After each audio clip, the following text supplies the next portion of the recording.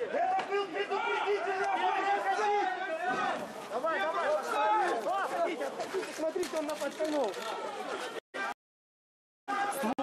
Ствол забери.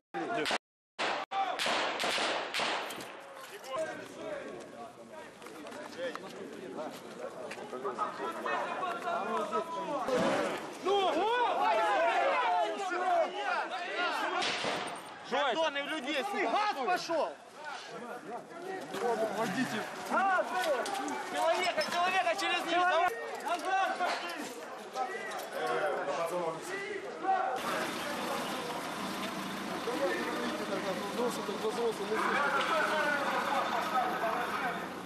На совести командира, это подтихнено на совести командира этой части.